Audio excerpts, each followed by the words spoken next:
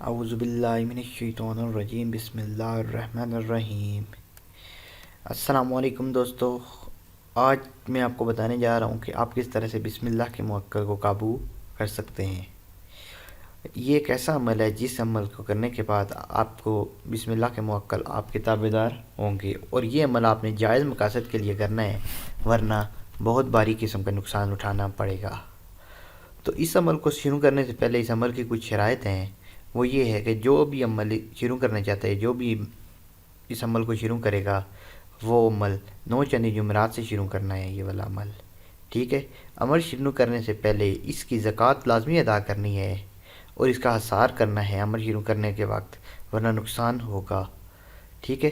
جو بھی عامل عمل کرے گا اس کو یقین کامل کے ساتھ عمل کرنا ہے، اور کوئی بھی شک نہیں ہونا چاہیے اس عمل کے بارے میں۔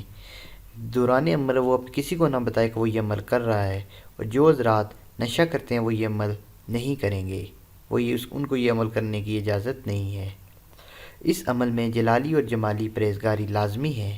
یہ اس کی کچھ شرائط ہیں جو آپ کو عمل کرنی ہے۔ اگر آپ یہ شرائط پر عمل کر سکتے ہیں تو آپ کو یہ عمل کر سکتے ہیں، ورنہ آپ یہ عمل نہیں کر سکتے۔ شرائط کے بعد عمل کیسے کرنا ہے؟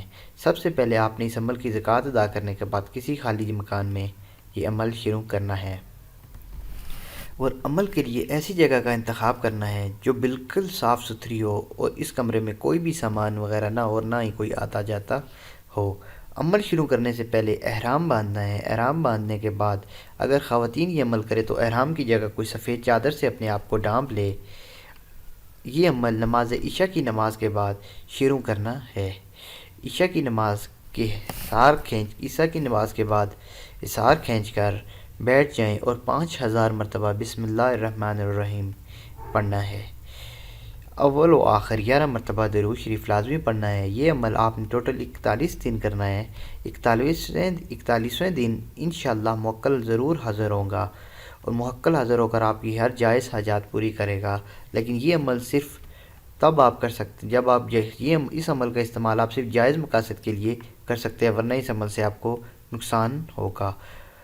اس عمل کے دوران بہت سی مختلف چیزیں آپ کو نظر آئیں گی، لیکن حصار کے اندر نہیں آ سکتی، کیونکہ حصار کے اندر کسی بھی چیز کا آنا منع ہے۔ وہ حصار کے اندر کوئی بھی چیز داخل نہیں ہو سکتی۔ اب اس عمل کی کچھ ہدایت ہے۔ جب تک یہ عمل پورا نہیں ہو سکتا آپ کسی بھی مخلوق سے بات نہیں کریں گے۔